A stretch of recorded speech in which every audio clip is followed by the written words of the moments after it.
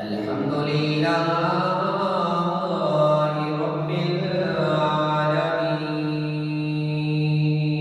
العالمين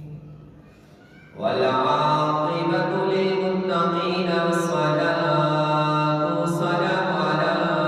سيد الأنبياء والمرسلين أما بعد فأعوذ بالله من الشيطان الرجيم بسم الله الرحمن الرحيم قال الله تبارك وتعالى في القرآن المجيد والفرقان الحميد إنا أنزلناه في ليلة القدر وما أدراك ما ليلة القدر ليلة القدر خير من ألف شهر قال النبي صلى الله عليه وآله وسلم خيركم من تعلم القرآن وعلمه آمنت بالله صدق الله مولانا العظيم اللهم نور قلوبنا بالقرآن وزين أخلاقنا بالقرآن وأدخلنا الجنة بالقرآن ونجنا من النار بالقرآن قال الله تبارك وتعالى في شان حبيبه مخبرا وآمرا إن الله وملائكته يصلون على النبي يا أيها الذين آمنوا صلوا عليه وسلموا تسليما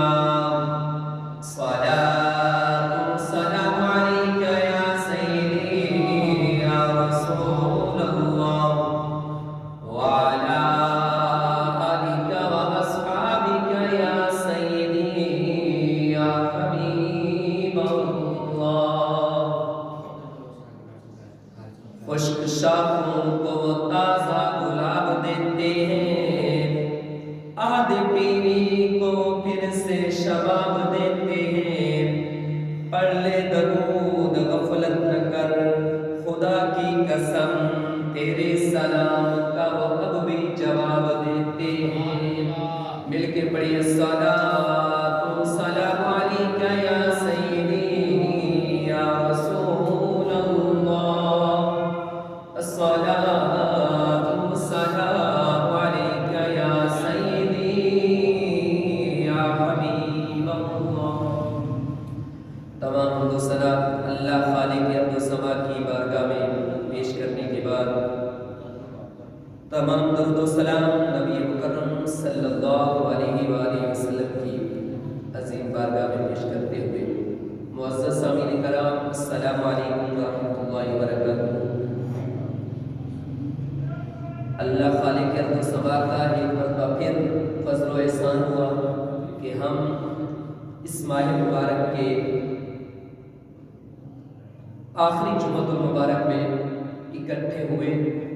خالق ارض و سما اپنے پیارے نبی مکرم صلی اللہ علیہ وآلہ وسلم کی عظمت کے واسطے اس مبارک دن کے صدقے ہم سب کے گناہوں کو معاف فرمائے معزز سامعین کرام آج کا جمعۃ المبارک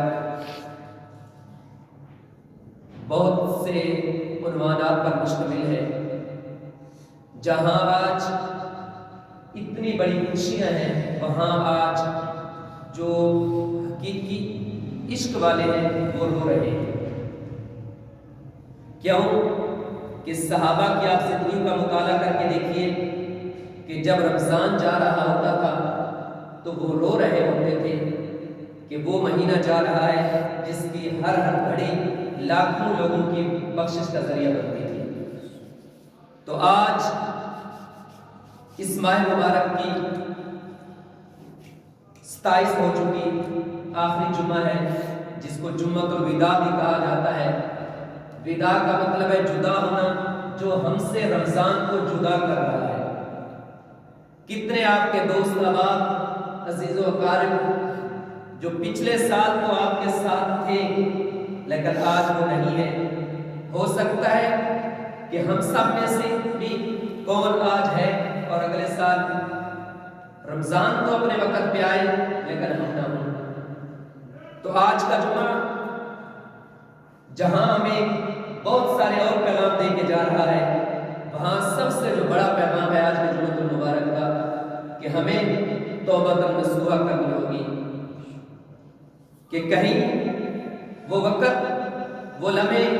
وہ مبارک ساعتیں جو اللہ خالق ارض و سما نے ہمیں آج عنایت فرمائی، عطا فرمائی، ہماری زندگی کی یہ مبارک آخری ہی گھڑیاں نہ ہوں۔ تو اس لیے ہم سب کو آج کے اس مبارک وقت میں، جس کو نبی محتشم صلی اللہ علیہ وآلہ وسلم نے ارشاد فرمایا کہ جمعۃ المبارک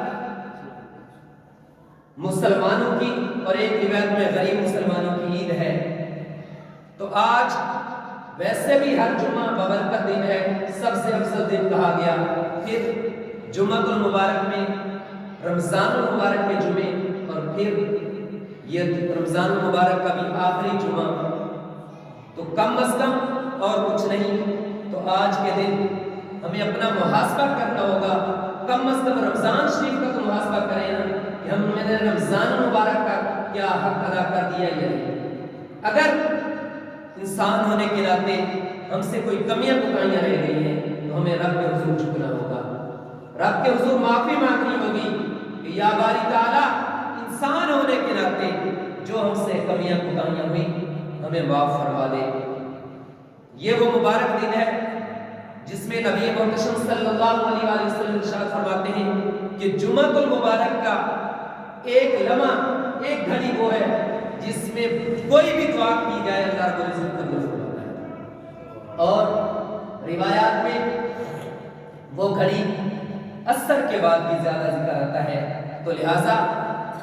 آج کا دن ہم سب کو، اور بالخصوص جو میرے سامنے تشریف فرمائے اعتکاف والے معتکفین، ان کو لازمی چاہیے کہ آج کے بعد، آج کا دن عصر کے بعد کم از کم رب کے حضور جھک کے گزاریے، کہ کہیں ایسا نہ ہو کہ ہمارے روزوں میں، ہماری نمازوں میں، ہمارے اعتکاف میں، ہماری نفلوں میں کوئی ایسی کمی رہ گئی ہو تو اللہ رب العزت بڑا غفور ہے، وہ معاف فرمانے والا ہے، وہ معاف فرمائے گا۔ ایک دو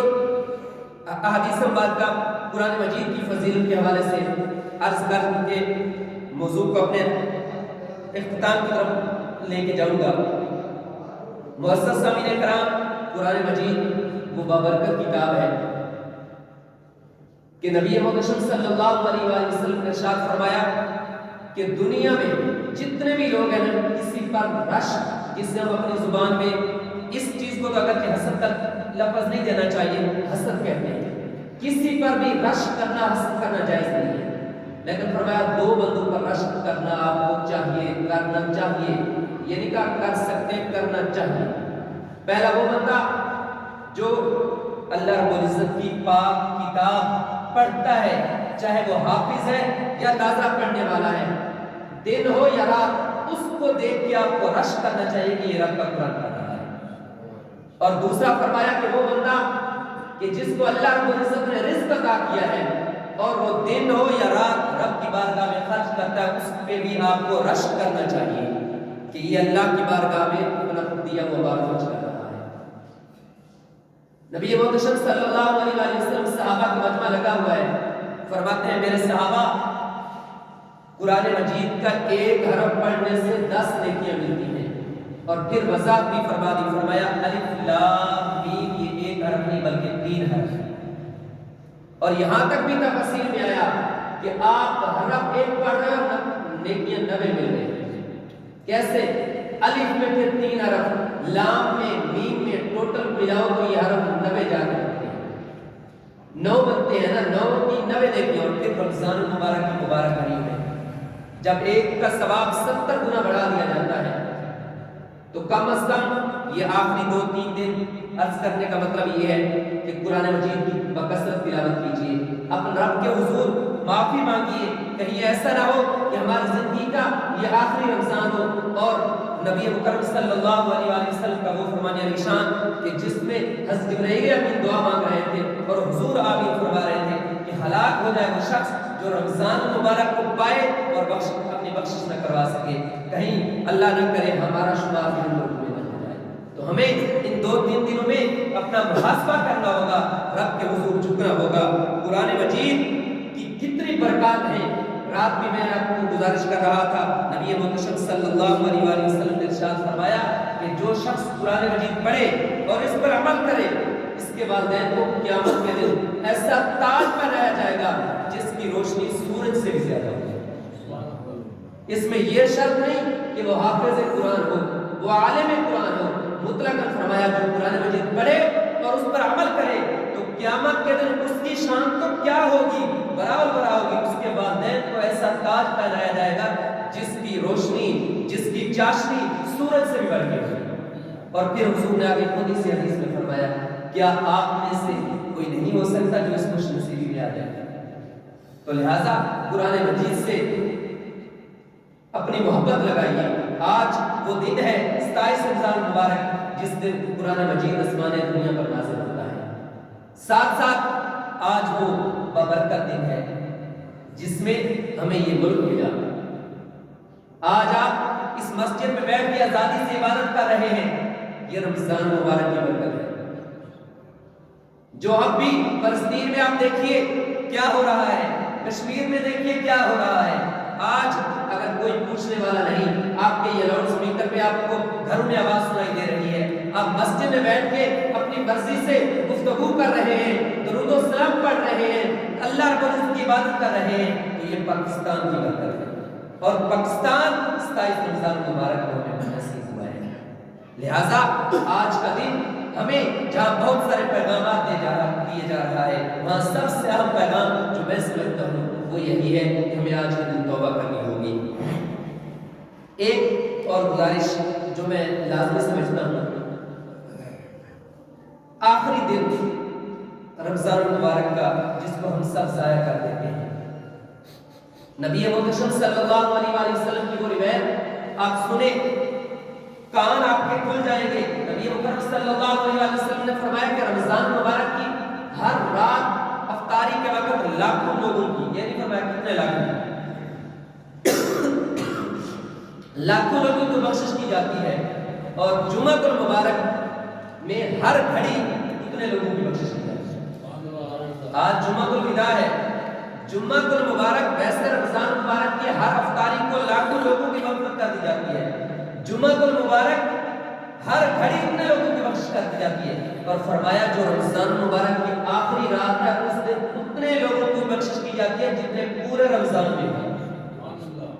यानी हर रमजान की अफ्तारी, उसमें 4 या 5 जुमे, उसमें हर घड़ी उतने लोगों की बख्शिश, और रमजान मुबारक की आखिरी रात उन सब के बराबर लोगों की बख्शिश कर दी जाती है। तो हमने तो शायद यही समझा हुआ कि पूरा रमजान हमने इबादत कर दी तो आखिरी रात आ गई, आजादी हो गई। नहीं, ऐसा हरगिज़ नहीं। नबी मुहम्मद सल्लल्लाहु अलैहि वसल्लम ने इरशाद फरमाया कि मेरी उम्मत को 5 चीजें वो अता की गई जो किसी और उम्मत को अता नहीं गई थी। उसमें सबसे आखिरी जो फरमाया मेरी उम्मत को आखिरी रात जो रमजान की है वो ऐसे अता की गई जो पहले किसी उम्मत को नहीं अता की गई। इतना सवाब दिया जाता है जिसका कोई अंदाजा नहीं लगाया जा सकता। हुजूर ने फरमाया कि अल्लाह रब्बुल इज्जत इतने लोगों की बख्शिश कर देता है। तो सहाबा ने अर्ज किया या रसूलुल्लाह सल्लल्लाहु अलैहि वसल्लम क्या वो लैलतुल कद्र है? तो हुजूर ने फरमाया लैलतुल कद्र हो या ना हो, लैलतुल कद्र तो नहीं, लेकिन हुजूर ने मिसाल देकर फरमाया, हुजूर ने फरमाया जब मजदूर मजदूरी कर लेता है तो उसको उसका अजर उसकी मजदूरी बाद में दी जाती है। लिहाजा जो पूरा महीना आपने इबादत की वो आखिरी रात में जब आप अपने रब के हुजूर मांगेंगे तो रब तो हमने तो आखिरी रात को शायद समझा अल्लाह के लिए, पूरा रमजान की बातें करके आखिरी रात बाजार में घूम के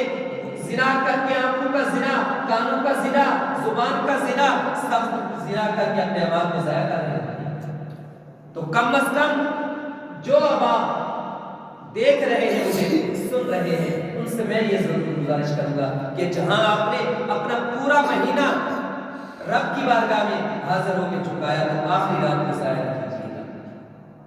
کہیں ایسا نہ ہو کہ ہم ایک تھوڑی سی غلطی سے اپنی اتنی کی ہوئی عبادات کو رب کے حضور جواب دینے کے لیے کریں کہ رب فرمائے کہ تم نے پورا مہینہ تو میرے آگے کھڑے ہو کے میرے سامنے عاجز ہوئے، جھکے، اور آخری رات آپ نے کیا کیا؟ حالانکہ آپ کو تو خوشخبریاں سنائی گئی تھی کہ آخری رات آپ کو انعام دیا جائے گا، آپ اس انعام سے معروم رہتے ساتھ گناہوں میں بھی مشغول رہے۔ اور آج جمعۃ الوداع ہے، ایک جو میں بات لازمی سمجھتا ہوں، سوشل میڈیا کا دور ہے، ضرور عرض کروں گا، قضائے عمری پڑھی جاتی ہے، اور بالخصوص دیکھا گیا کچھ علاقوں میں، ادھر اگرچہ کم ہے، اللہ کا فضل ہے کہ جماعت بھی کرائی جاتی ہے۔ کیا کہا جاتا ہے کہ جس نے 2 رکعت نماز جمعۃ الوداع کے پڑھ لی، اس کی ساری نمازیں معاف۔ ایسا کچھ نہیں ہے۔ حضور صلی اللہ علیہ وسلم نے فرمایا کہ جس کی کوئی نماز رہ گئی، اس کا قضا کے علاوہ کوئی اور کفارہ نہیں ہے۔ فجر کے فرض رہ گئے، فجر کے فرض پڑھو، تب جا کے قضا ہوں گے، ادا پھر بھی نہیں ہوں گے۔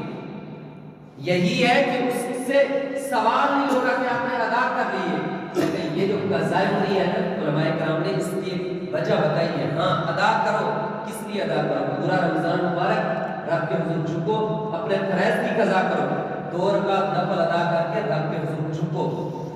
یا باری تعالیٰ میں نے ادا کرنی تھی، میرے سے غلطی ہوئی، میرے سے مسٹیک ہوئی، میں ادا تو نہیں کر سکا، قضا کی، مجھے معاف کر دے، ادا کا ثواب۔ یہ ہے قضا عمری۔ یہ نہیں کہ 2 نفل پڑھ لیے تو سارا سال ساری زندگی کوئی نماز نہیں پڑھی، 2 نفل پڑھ لیے ساری معاف، ایسا کہیں نہیں ہے۔ قرآن و حدیث میں یہ درس نہیں دیتا، میں نے آپ کے سامنے حدیث بار کر رکھ دی کہ حضور نے فرمایا کہ جس کی کوئی نماز رہ گئی، اس کا ایک ہی کفارہ ہے کہ اس کو قضا کرے، اور کوئی کفارہ نہیں اس کا۔ ہم تو 2 نفل پڑھ کے پڑھ کے کیا سمجھ بیٹھے ہیں؟ تو اللہ رب العزت کی بارگاہ میں دعا ہے کہ اللہ خالق کے سما عمل کرے۔